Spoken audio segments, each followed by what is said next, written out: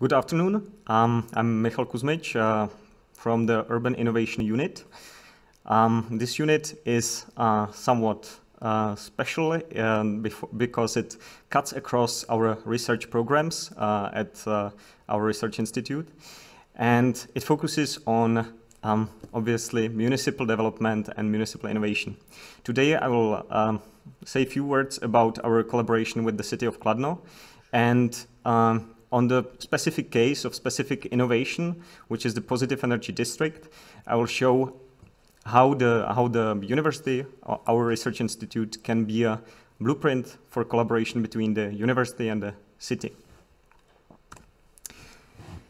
So just for the context at the beginning, I'll tell you a few words about where are we standing with urban innovation. Lots of projects that are currently running across Europe focus on climate adaptation and climate mitigation.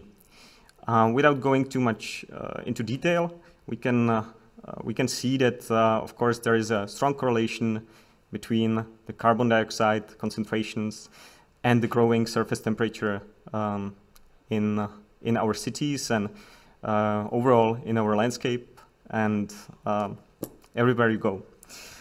So yeah, there is a growing understanding that growing urbanization that's happening across the globe is actually contributing for the most to this process.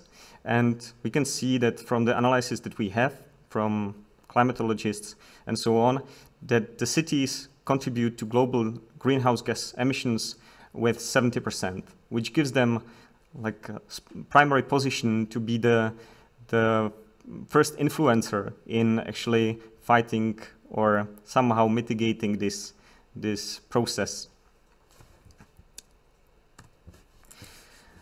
So that was just for the intro, and now let's focus on what particular innovations we can talk about.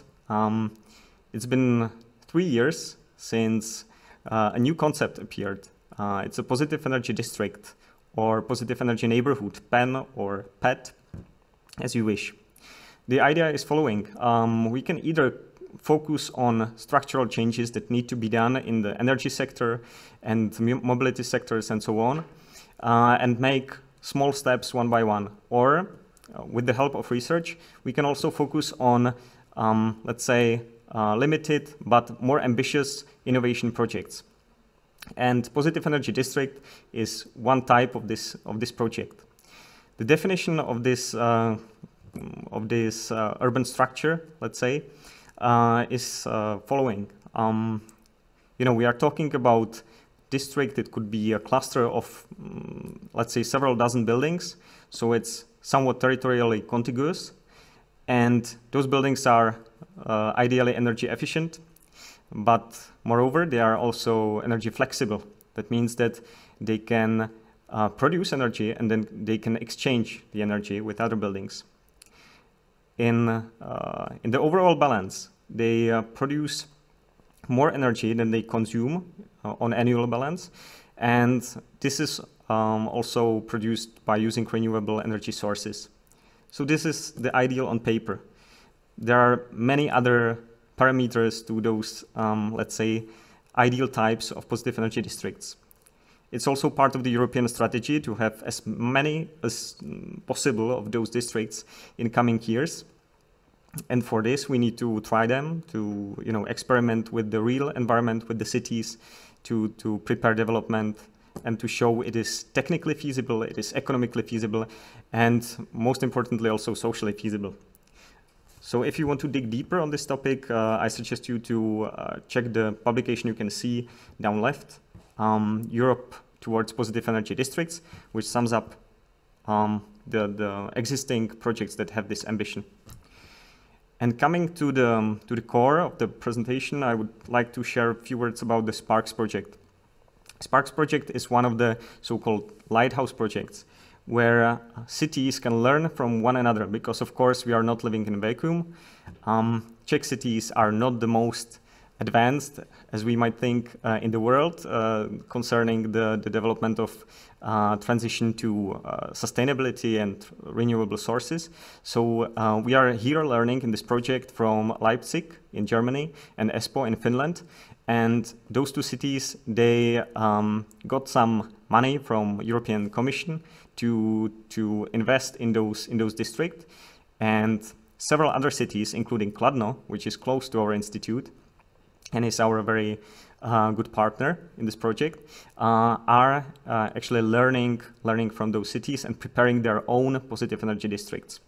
The coordinator of the project is VTT from Finland, one of the large and influential institutes in this area, also running International Energy Agency annex on this topic, positive energy districts. So when we go deeper into this particular project, we need to say a few words about Kladno, of course. Where do we work?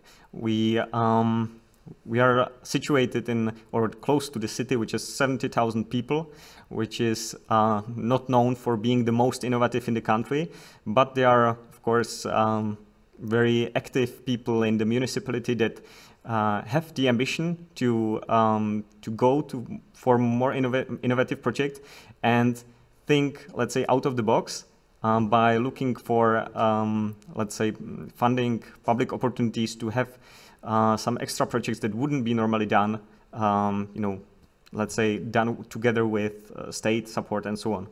So Kladno is the largest city in the central Bohemian region. It's the former mining city full of brownfields and therefore full of opportunities. It has this double identity by being close to Prague. Therefore, of course, there are many decisions to be made about who is the city serving. I mean, in terms of, does it want to attract people from outside, or does it want to, let's say, be a service city for Prague and so on. So there are many decisions that need to be done by the municipality. And this project fits this context. So where are we now? We are now in 2020 and the project runs until 2024. And we just started by looking throughout the city and verifying which one of the districts would be most ideal for this project, for this development. And currently our urban planners, our urban specialists, energy specialists, sociologists and economists looking into this, those opportunities to do this project. And we are analyzing the different areas together with the city, of course, and big help of their urban planning department. So this is one part of the coin, and the other one, of course, there needs to be a vision this particular development fits into. So therefore, the project itself supports development of such vision. It's the vision for 2050, and it aims for carbon neutrality, which is pretty ambitious in Czech context. And we have a few more years to develop this vision and to come up with some feasible scenarios for this happening.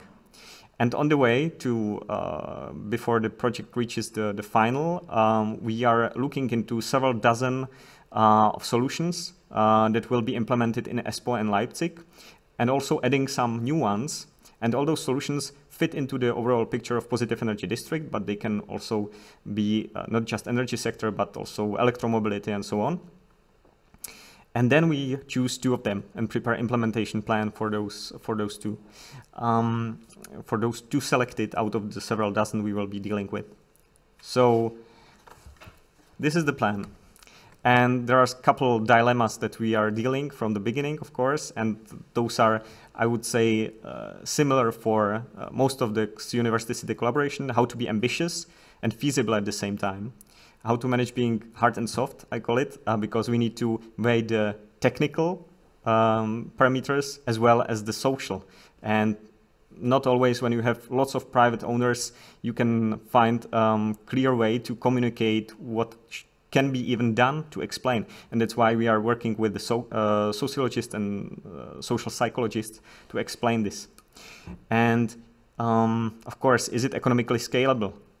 This is the main idea of such projects, such SPARCS, because we are looking for such solution that can be attractive to other cities as well, that they can copy it. Okay, so as I mentioned, we are contributing, we are mirroring the city in developing the vision, our participatory design, and of course the economists as well, and creating this innovation ecosystem of partners. We are helping the land use planning analysis and processes. And of course, big word have our energy specialists, the heating grid specialist, Nikola Pokorny, and power engineering specialist, Petr Wolf. Yeah, you already heard Tomáš Vácha from the participatory design team. So, and as a certification specialist, Karolina Dvořáková. As just an example of what kind of solutions we will be looking into in coming months and years is, of course, besides the contiguous power plants, we can have virtual power plants where the production is scattered across more roofs, and you can have just virtual integration among the buildings.